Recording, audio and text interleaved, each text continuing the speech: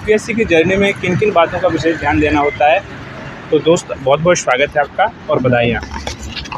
मेरा नाम प्रशांत कुमार है और ये मेरा चौथा प्रयास था, पहला इंटरव्यू है और माध्यम हिंदी है। हिंदी मीडियम, हाँ। तो हिंदी मीडियम के छात्रों के लिए खुशखबरी की बात हो जाती है। आप लोग बोलते हैं हिंदी मीडियम वालों को लाइए, तो हम लगातार हिंदी मीडियम वाले छात्र ला रहे हैं और देख रहे हैं कि किस प्रकार से उनका एक जर्नी रहती है यूपीएससी के दौरान। कैसा रहा इंटरव्यू आपका? इंटरव्यू ठीक था जी, बढ़िया लगा इंटरव्यू देखिए। सबसे बड़ी चीज़ है रिलैक्स हो गए हैं, टेंशन थी कुछ दिनों से। अच्छा, टेंशन थी? टेंशन रहती है, अच्छा, बड़ी चीज़ है। अच्छा, पहला इंटरव्यू रहा आपका, 3 अटेम्प्ट इससे पहले आपके रहे, तो कहाँ तक पहुँचे थे आप? पहली बार दे दिया था कि चलो दे के देखते हैं, तो हुआ नहीं कुछ उसमें। दूसरी बार में मेंस लिखा, 5 नंबर से इंटरव्यू कॉल रुकी।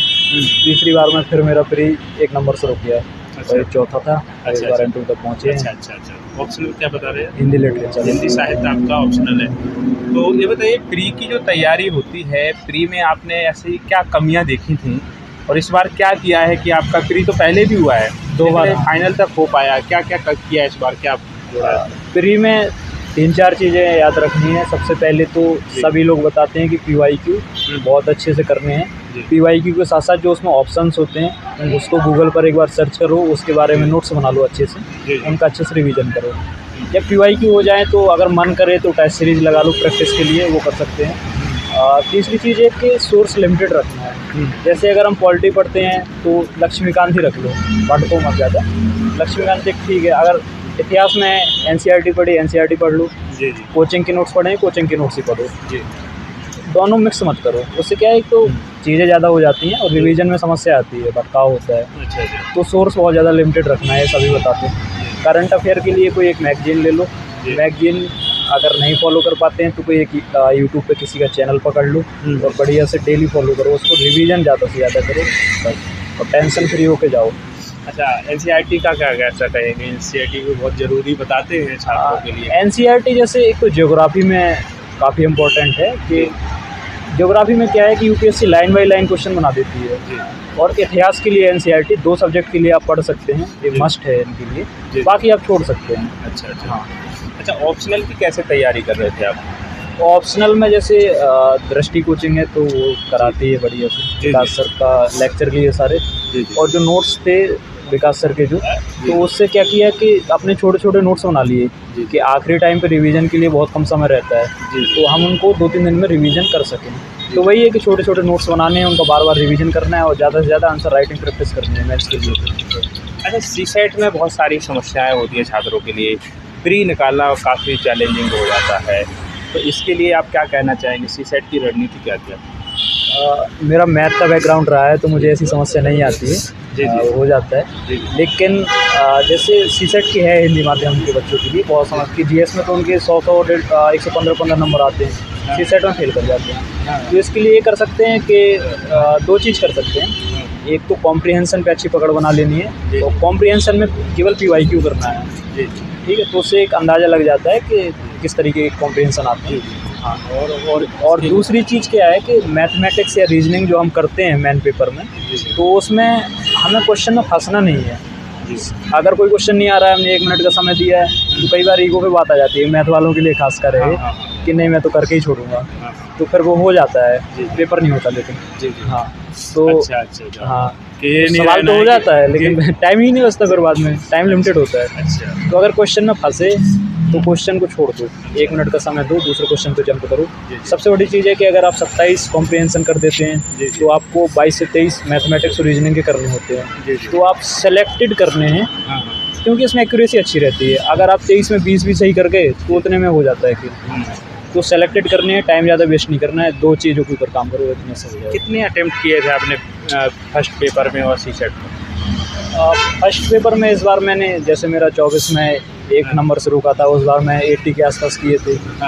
तो लगा कि और कर देते, 1-2 क्वेश्चन एक आध तुक्का सही हो जाता है तो शायद हो जाता है। तो इस बार मैंने 90 करे थे। हाँ, पेपर काफ़ी लेंथी था, तो उसमें स्पीड के लिए प्रैक्टिस कर सकते हैं। और जो मेरा सीसेट वाला है तो उसमें मैंने 55-56 रहता है, उसमें एक्यूरेसी अच्छी है तो नंबर अच्छे आ जाते हैं मेरे। ऐसे और एथिक्स के लिए क्या कहना चाहेंगे छात्रों के लिए? इसके भी स्कोरिंग निबंध के लिए, निबंध में कुछ अच्छे टॉपर्स हैं तो उनकी कॉपी निकाल सकते हैं, उससे एक आइडिया ले सकते हैं कि कैसे लिखा जाता है। इसमें चाहे रवि सहगल सर हों या सुनील धनवंतर सर हों, मतलब काफ़ी हैं हिंदी मीडियम में, अच्छे अच्छे लोग हैं, तो उनकी कॉपी निकाल के हम आइडिया ले सकते हैं। और एथिक्स के लिए क्या करना है कि एथिक्स के लिए जो दो चीज़ों के ऊपर, एक तो जो बेसिक सिलेबस है वो करना है, और इसमें जो टर्म्स होती हैं एथिक्स में, तो उनकी डेफिनेशन बना लेनी है अच्छी अच्छी, और एग्जाम्पल अच्छे अच्छे कलेक्ट कर लेना है जो करंट से हमारे लिंक कर जाएँ। तो एग्जाम्पल, डेफिनेशंस, और उसके अलावा जो कोटेशंस होती हैं, जैसे हमारे महापुरुष गांधी जी हैं या सुभाष चंद्र बोस हैं, उन्होंने कुछ बोला है और वो सटीक बैठ जाए आंसर में, तो ये 3 चीज़ें हो सकती है क्वेश्चन के लिए। फिर आती है केस स्टडीज़ की बात, तो उसमें वही है कि जो जिनके बहुत अच्छे नंबर आए हैं 120 125, तो उनकी कॉपी निकालें, उनको देखें क्या क्या वैल्यू एडिशन कर सकते हैं, प्रेजेंटेशन में कुछ कर सकते हैं एक्स्ट्रा, तो उससे आइडिया हम ले सकते हैं। बेसिकली ये चीज़ है। अच्छा, एजुकेशनल बैकग्राउंड क्या रहा आपका? 12 तक मेरी हिंदी माध्यम से पढ़ाई, साइंस बैकग्राउंड था। उसके बाद मैंने बीएससी की मैथमेटिक्स में दिल्ली यूनिवर्सिटी से, जो 2020 में कंप्लीट हुई थी। अच्छा, उसके बाद से मैं यूपीएससी कर रहा हूँ। अच्छा, ये बताइए कि मेंस की आंसर राइटिंग कब से स्टार्ट करनी चाहिए, आपने कब से ली? यार पहला वाला तो मेरा ऐसे ही था, वो दूसरे से मैंने कर दी थी। उसमें जैसे PYQ होते हैं, तो PYQ में लिखता था, लेकिन जो सही तैयारी चालू हुई वो जब मेरा मेंस निकला, वो वो प्री निकला, उसके बाद ही हुई जब मैंने टेस्ट सीरीज ज्वाइन की। लेकिन इसके लिए ये कर सकते हैं हम कि उतना लेट तो नहीं करना चाहिए। इसमें पहले हमें नोट्स बनाने हैं अपनी, जो सिलेबस दिया हुआ है, तो सिलेबस की जो टर्मिनोलॉजी है या सिलेबस के जो सब पार्ट में जो डिवाइड है, उससे एक एक टॉपिक के ऊपर बढ़िया से नोट्स बना लेने हैं। PYQ हम लिख लेंगे सारे। उसके बाद हम ये कर सकते हैं कि जब हमारा सिलेबस हो जाए एक बार पूरा, तो उसके बाद हम कोई एक टेस्ट सीरीज बढ़िया सी ज्वाइन करके चालू कर सकते हैं। सबसे पहले हमें नोट्स बनाने हैं और रिवीजन करना है, और PYQ हम लिखते जाएंगे साथ साथ में, और उसके बाद कर सकते हैं। एक बार PYQ हो जाए तो उसके बाद टेस्ट सीरीज। अच्छा, नोट्स कैसे बनाने हैं? नोट्स का भी तरीका एक होता है, कैसे तरीका था बनाने का? नोट्स में जैसे आपको एक टॉपिक उठाइए, तो कोई एक टॉपिक है, तो पहले तो एक बेसिक सी डेफिनेशन होगी उसकी, या डेटा होगा, डेटा अच्छा सा कलेक्ट कर लेंगे, कोई रिपोर्ट्स होगी तो उसका हम वो वैल्यू एडिशन करता है। उसके बाद मेन बॉडी पे आते हैं पक्ष विपक्ष, तो एक बढ़िया सा कंक्लूजन, इस टाइप से 1 पेज नोट्स हम बना लेंगे। उसके बाद अगर फिर PYQ देखते हैं कि अच्छा PYQ देखें तो इसकी और भी डायमेंशन हो सकते हैं क्या, तो अगर कोई नया डायमेंशन निकल के आता है तो उसको और एडिशन कर लेंगे उसमें। तो PYQ को बेस बनाकर हम नोट्स बनाएंगे, सिलेबस प्लस PYQ, और जितने डायमेंशन खुल सकते हैं वो हम उसमें नोट्स में शामिल कर लेंगे। और क्रिस्प रखना है बहुत छोटे, क्योंकि मेंस के टाइम पे समय मिलता नहीं है। अच्छा, न्यूज़पेपर पढ़ रहे थे आप कि केवल मैगजीन पढ़ते थे? मैं न्यूज़पेपर नहीं पढ़ा मेंस तक। मैंने मैगजीन भी मैं फॉलो करता हूँ, विजन वाली PT। एक मैंने इस बार एक काम किया था कि जैसे यूट्यूब चैनल्स हैं कुछ अच्छे हैं, तो वो डेली करंट अफेयर कराते हैं, 25-30 मिनट का वीडियो डालते हैं, तो उससे आप क्या है अपडेट रहते हैं, डेली चल क्या रहा है। और जब आप ऑडियो वीडियो से देखते हैं तो दिमाग में भी चीज़ें रहती हैं। कई बार मैगजीन बोरिंग हो जाती है, तो वो उतने अच्छे से चीज़ें बैठती नहीं हैं सटीक तरीके से। तो आप ये कर सकते हैं, तो मैगजीन फॉलो कर सकते हैं कोई, और दूसरा कोई एक यूट्यूब चैनल पकड़ लीजिए 20-22 मिनट 25 मिनट का डेली वीडियो, लेकिन रेगुलर रहना पड़ेगा इसमें। अच्छा, ये कर रहे थे। अब ये चीज़ है कि लास्ट में जो प्री आने वाला है आपका अभी 2026 का, कितने दिनों बाद आपको मेंस की आंसर राइटिंग बंद कर देनी चाहिए, कितने दिनों से प्री के लिए डेडिकेट हो जाना चाहिए? अगर आपका प्री नहीं निकला है तो इसमें आपके कॉन्फिडेंस की बात है कि आप कितना समय देना चाहेंगे। अगर मेरी माने तो 3-3.5 महीने तो इतना तो समय देना चाहिए अगर आपका नहीं निकला है तो। और जिनका निकल गया है तो उनको तो पता रहता है कि कितना देना है, लेकिन फिर भी हम लोग जैसे 3 महीने तो देते ही हैं समय। लेकिन जो नए बच्चे हैं तो वो जनवरी से बंद कर सकते हैं और प्री के ऊपर फोकस्ड हो सकते हैं, क्योंकि प्री निकलेगा तो फिर तो कोई बात ही नहीं है। अच्छा, हिंदी मीडियम का जो रिजल्ट देखते हैं, रेशियो देखते हैं, खबरों में रहता है लगातार, आपको कभी लगा है ऐसा कि ये रेशियो जो रहता है कम रहता है, कभी डिमोटिवेशन हुआ है ऐसा? नहीं, ऐसी कोई समस्या नहीं है। सबसे बड़ी चीज़ ये है कि जो हम बैठने का अनुपात है बच्चों का, इंग्लिश मीडियम में बहुत ज़्यादा बच्चे बैठते हैं, बैठने का अनुपात ही 90 और 10 का है कि 90-10 का, तो उसी अनुपात में रिजल्ट आता है। हालांकि थोड़ा और सुधार हो सकता है कि थोड़ा बहुत कई बार कम है, जैसे 2024 का रिजल्ट उतना अच्छा नहीं रहा हिंदी माध्यम के लिए, तो वो तो है ही। समस्या ये आती है कि प्री ही नहीं निकलता हिंदी माध्यम में, और सबसे बड़ा हर्डल है वो CSET है, तो इसके ऊपर तो ध्यान देना पड़ेगा। मेंस में इतनी समस्या नहीं आती है हिंदी माध्यम के बच्चों को। कौन कौन सी ऐसी बातें हैं जो हिंदी मीडियम को देखने को मिलती हैं, थोड़ी समस्याएँ जूझने हैं? होती हैं।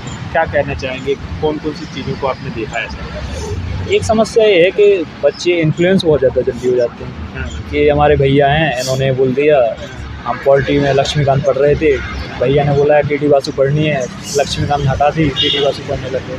तो आप जब तैयारी में आते हैं तो अपने विवेक का इस्तेमाल तो करना ही है, तो ज़्यादा इन्फ्लुएंस नहीं होना है। और दूसरी चीज़, आपको साइंटिफिक तरीके से तैयारी करनी है। आपको पता होना चाहिए कि मुझे कौन सा सब्जेक्ट कितने दिन में ख़त्म करना है। जी जी। आप एक डेडलाइन बनाइए, एक टाइम टेबल बनाइए, उसके अकॉर्डिंग अपना काम करिए, ज़्यादा भटकाव मत रखिए। बस ये 2 चीज़ें। अच्छा अच्छा, बहुत सारी चीज़ें हमने बात करी।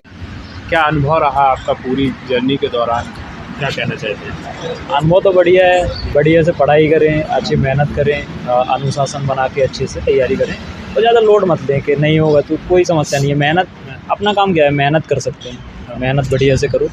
नहीं हो रहा है वो बात की बात है। अगर आप मेहनत कर लेंगे तो नहीं भी होता है तो उसका दुख नहीं होता ज़्यादा। अगर आपको अंदर से लेकिन फीलिंग आनी चाहिए कि हाँ मैंने मेहनत करी है, तो मेहनत करें, भरपूर मेहनत करें। ठीक है दोस्त, हाँ, थैंक यू भाई।